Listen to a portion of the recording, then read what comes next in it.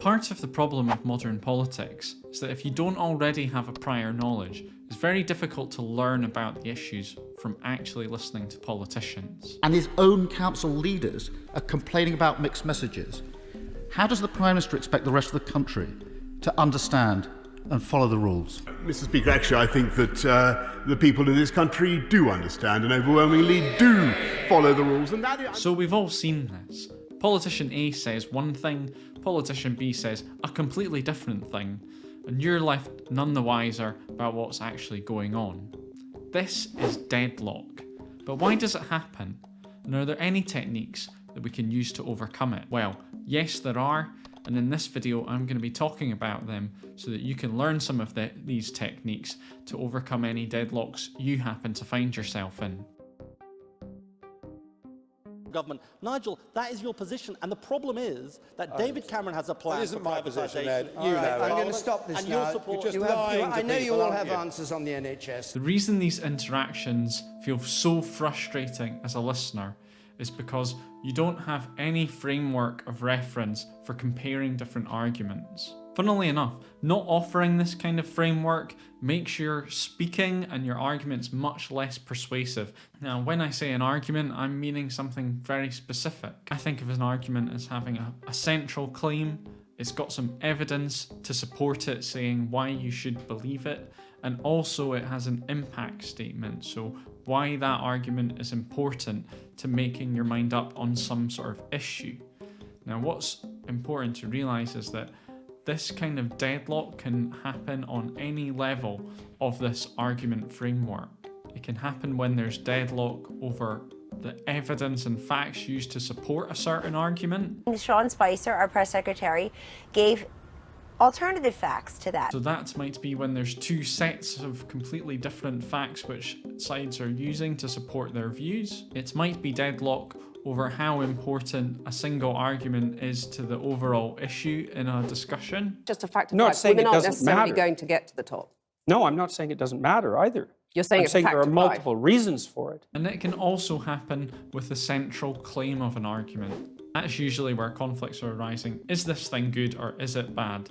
Should we support Brexit or should we support Remain? Wherever this happens though, it's bad discussion, bad public speaking, and bad debating. Good speakers understand that convincing an audience is not just about telling them what they're saying is true. People want to make up their minds for themselves, and they don't like being spoken to as if they've got to believe a certain point of view.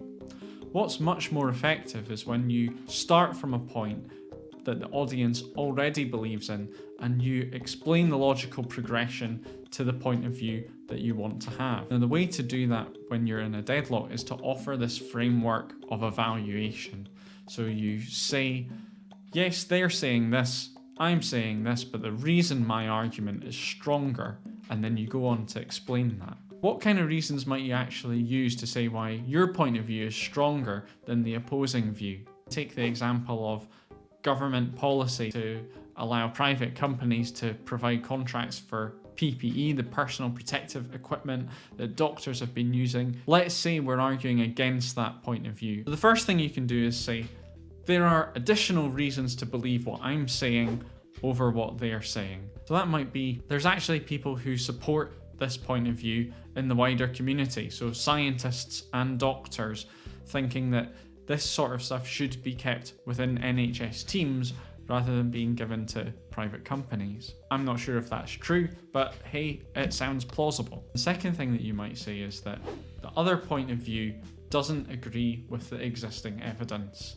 Now you've got to show that there's a contradiction between the opposing view and what's actually happening in reality. You could say, despite these contracts being given to companies, frontline workers are now actually suing the government for a lack of personal protective equipment. So it's clear that that didn't work.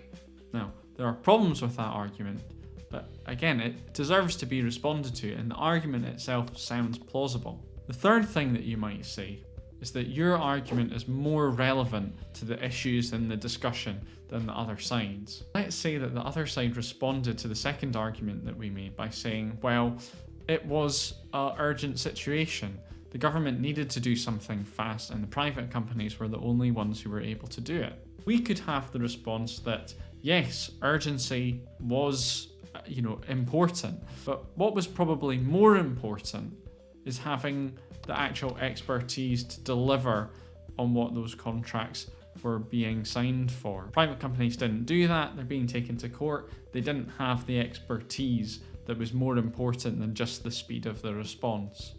The fourth technique that you can use is called raising the bar for the standard of proof. The burden of proof is something that exists in any sort of argument, that you need to say what criteria have to be met for you to believe that. And when you raise the bar of the burden of proof, you're basically saying, this might be true, but it doesn't meet the burden of proof for us to believe it in this case. You could say, well, COVID contracts might well have been delivered well by private companies, but we're just not sure enough to justify the amount of public spending that went into them. What's important with all of these different ways of offering a framework for evaluating arguments is not that you're definitely going to convince somebody that you're right, but it's a better discussion because no matter what the audience thinks, they now have a reason or a way of actually comparing the different arguments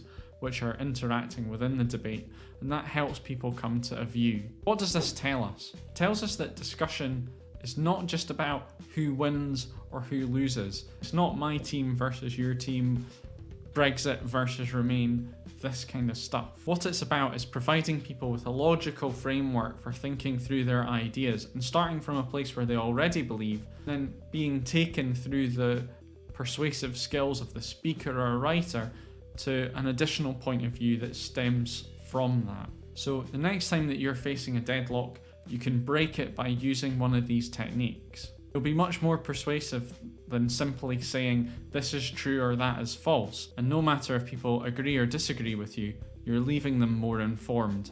This is just one of the many insights that I've learned about the art of debating and discussion through my experience at the Cambridge Union. If you like this video, then please subscribe to the channel. I'll see you in the next video.